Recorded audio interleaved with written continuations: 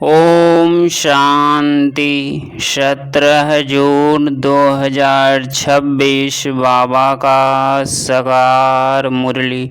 मीठे बच्चे, सूर्यवंशी राज्य पद लेने के लिए अपना सब कुछ बाप पर स्वाहा करो। सूर्यवंशी राज्य पद यथार्थ एयर कंडीशन टिकट। प्रश्न, इस दुनिया में तुम बच्चों से अधिक खुशनसीब कोई भी नहीं, कैसे? उत्तर, तुम बच्चों के सम्मुख बेहद का बाप है, उनसे तुम्हें बेहद का वर्षा मिल रहा है। तुम इस समय बेहद बाप, टीचर और सतगुरु के बनकर उससे बेहद की प्राप्ति करते हो। दुनिया वाले तो उसे जानते भी नहीं, तो तुम्हारे जैसे खुशनसीब हो कैसे सकते? गीत, बड़ा खुशनसीब है, बड़ा खुशनसीब है। ओम शांति। ब्राह्मण कुलभूषण बच्चे जानते हैं कि अभी हम ब्राह्मण संप्रदाय के हैं, फिर देवी संप्रदाय बनेंगे। बच्चों को बाप बैठ समझाते हैं, जबकि बेहद का बाप सम्मुख है और उनसे बेहद का वर्षा मिल रहा है। बाकी और क्या चाहिए?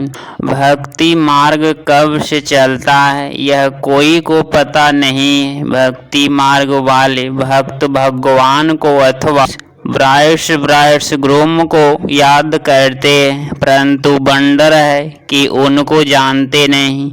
ऐसे कभी देखा कि सजनी साजन को न जाने, नहीं तो याद कर ही कैसे सकती।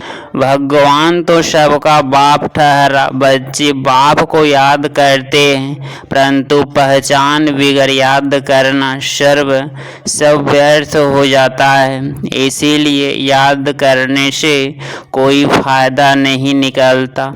याद करते कोई भी उस एम ऑब्जेक्ट को पाते नहीं। भगवान कौन है, उससे क्या मिलेगा, कुछ भी नहीं जानते।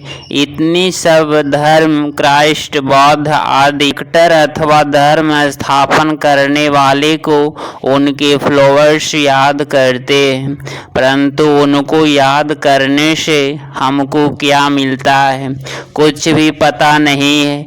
इससे तो जिस्मानी पढ़ाई अच्छी है, एम ऑब्जेक्ट तो बुद्धि में आती है ना। बाप से क्या मिलता है, टीचर से क्या मिलता है और गुरु से क्या मिलता है, यह और कोई भी नहीं समझ सकते हैं।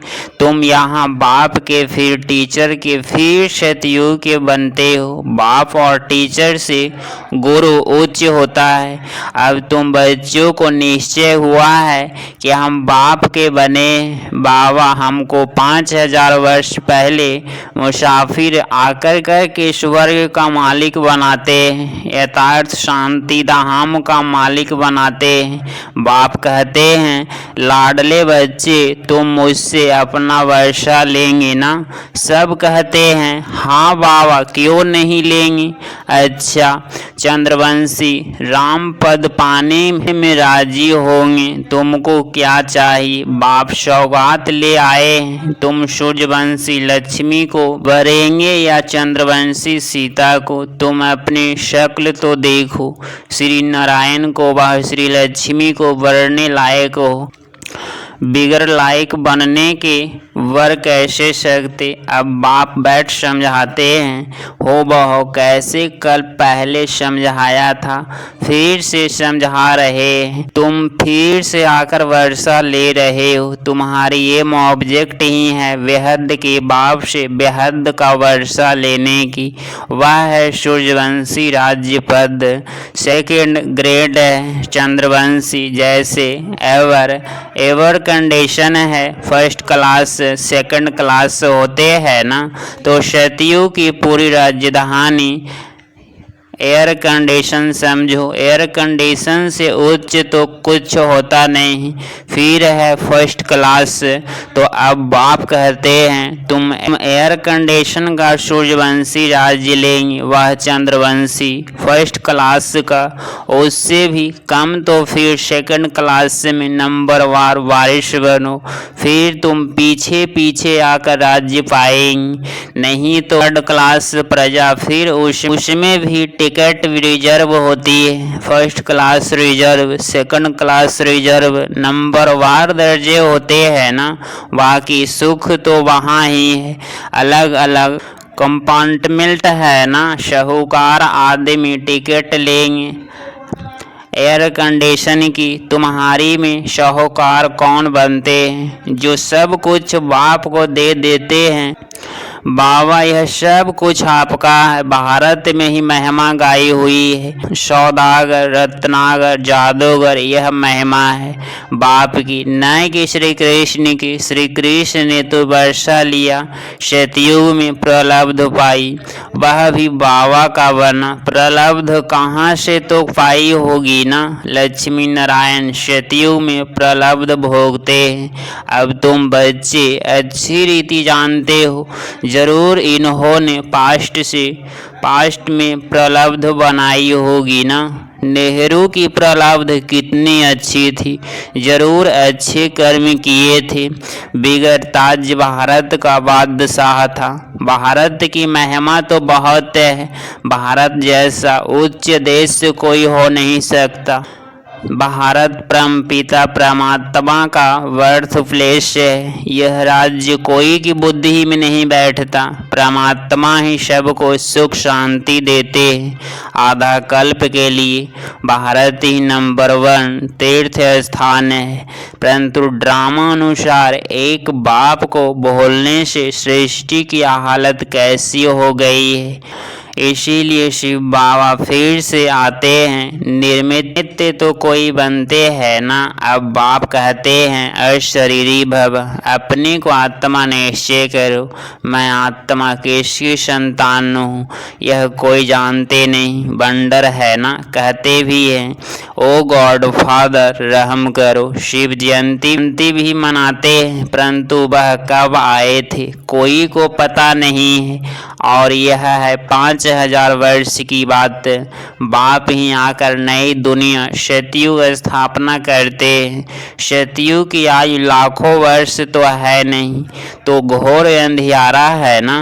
गीता का उपदेश कितने आकर सुनाए हैं, परंतु न पढ़ाने वाले न पढ़ने वाले कुछ समझते हैं।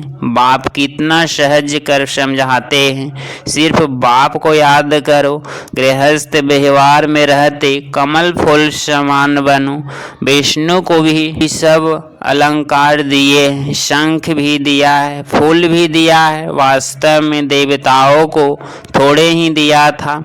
यह कितनी गोहे गंभीर बातें है। ब्राह्मणों के अलंकार, परंतु ब्राह्मणों को कैसे देवी। आज ब्राह्मण है, कल शूद्र बन पड़ते हैं। ब्रह्मा कुमार ही शूद्र कुमार बन पड़ते हैं। माया देरी नहीं करती। अगर कोई गफलत की, बाप की श्रीमत पर न चला, बुद्धि खराब हुई, माया अच्छी तरह चमाट मार मुंह फेर देती है। मनुष्य गुस्से में कहते हैं ना, थप्पड़ मार मुंह फेर दूंगा। तो माया भी ऐसी है, बाप को भूले और माया 1 सेकंड में थप्पड़ मार मुंह फेर देती है। 1 सेकंड में जीवन मुक्ति पाते हैं, माया सेकंड में जीवन मुक्ति खत्म कर देती है। कितने अच्छे अच्छे बच्चों को माया पकड़ लेती है, देखती है कहाँ गफलत है तो झट थप्पड़ लगा देती है। बाप तो आकर पुरानी दुनिया से मुंह फिराते हैं। लौकिक बाप कोई गरीब होता है, पुरानी झोपड़ी में रहते हैं, फिर नया बनाते हैं, तो बच्चों की बुद्धि में बैठ जाता है बस अब नया मकान तैयार होगा, हम जाकर बैठेंगे, पुराना तोड़ देंगे। अब बाप ने तुम्हारे लिए हथेली पर वहिस्तर अथवा बैकुंठ लाया है। है। कहते हैं लाडले बच्चे आत्माओं से बात करते हैं। इन आँखों द्वारा तुम बच्चों को देख रहे हैं। बाप समझाते हैं मैं भी ड्रामा के बस हूँ, ऐसे नहीं ड्रामा के बिगैर कुछ कर सकता हूँ नहीं। बच्चे बीमार पड़ते हैं, ऐसे नहीं मैं ठीक कर दूंगा, ऑपरेशन करने से छुड़ा दूंगा नहीं। कर्म भोग तो सबको भोगना ही है। तुम्हारे ऊपर तो बोझा बहुत है, क्योंकि तुम सबसे पुराने हो। सतो प्रधान से एकदम तमो प्रधान बने हो। अब तुम बच्चों को बाप मिला है तो बाप से वर्षा लेना चाहिए। तुम जानते हो कल्प कल्प ड्रामा अनुसार हम बाप से वर्षा लेते हैं। जो सूर्यवंशी चंद्रवंशी घराने के होंगे वह अवश्य आएंगे। तो देवता थे, फिर शूद्र बन गए हैं, फिर वहीं ब्राह्मण बन देवी संप्रदाय बनेंगे। यह बातें बाप बिगर कोई समझा न सके। बाप को तुम बच्चे कितने मीठे लगते हो। कहते हैं तुम वही कल्प पहले वाले मेरे बच्चे हो। मैं कल्प कल्प तुमको आकर पढ़ाता हूँ। कितनी वंडरफुल बातें हैं। निराकार भगवानुवाद। शरीर से बात करेंगे ना, शरीर अलग अलग हो जाता तो आत्मा बात नहीं कर सकती, आत्मा डिटैच हो जाती है। अब बाप कहते हैं अशरीरी भव, ऐसे नहीं प्राणायाम आदि चढ़ाना है, नहीं समझना है मैं आत्मा अविनाशी हूँ। मेरी आत्मा में 84 जन्मों का पाठ भरा हुआ है।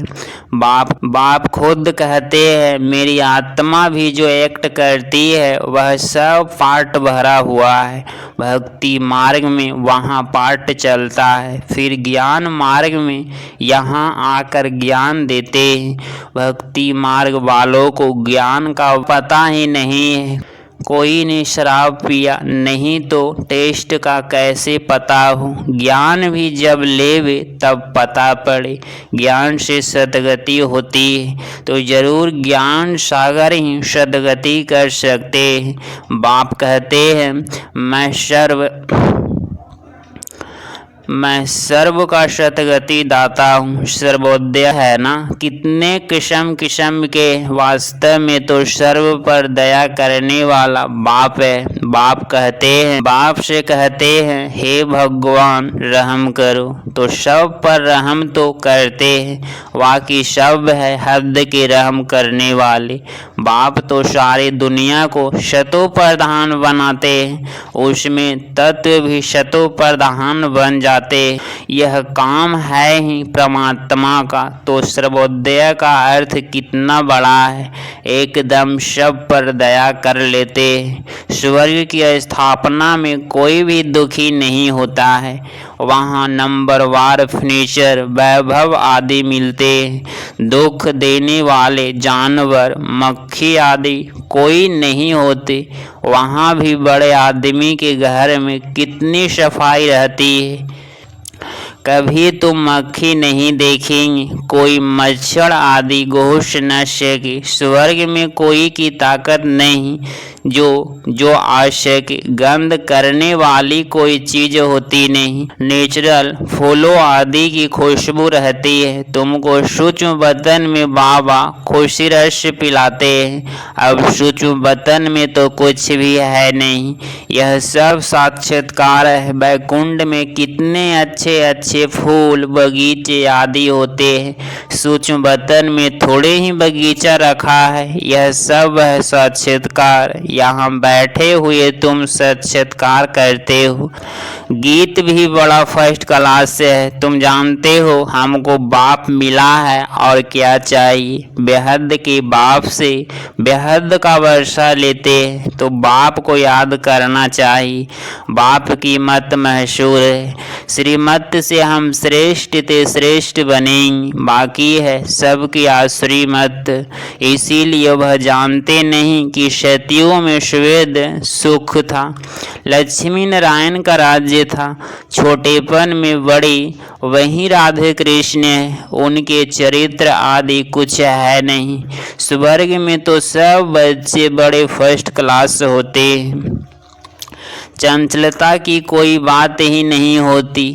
अच्छा, मीठे मीठे सिकिलधे बच्चों प्रति माता पिता बाप दादा का याद प्यार और गुड मॉर्निंग। रूहानी बाप की रूहानी बच्चों को नमस्ते नमस्ते। धारणा के लिए मुख्य सार पॉइंट नंबर फर्स्ट, जब इस पुरानी दुनिया से मुंह फेर लिया तो फिर ऐसी कोई गफलत नहीं करनी है जो माया अपनी तरफ मुंह कर ले। श्रीमती की अवज्ञा नहीं करनी है, बाप से पूरा पूरा वर्षा लेना है। पॉइंट नंबर 2, बाप पर अपना सब कुछ स्वाहा कर पक्का वारिस बन सतयुग हर कंडीशन की टिकट लेनी है। एम ऑब्जेक्ट को बुद्धि ही में रख पुरुषार्थ करना है।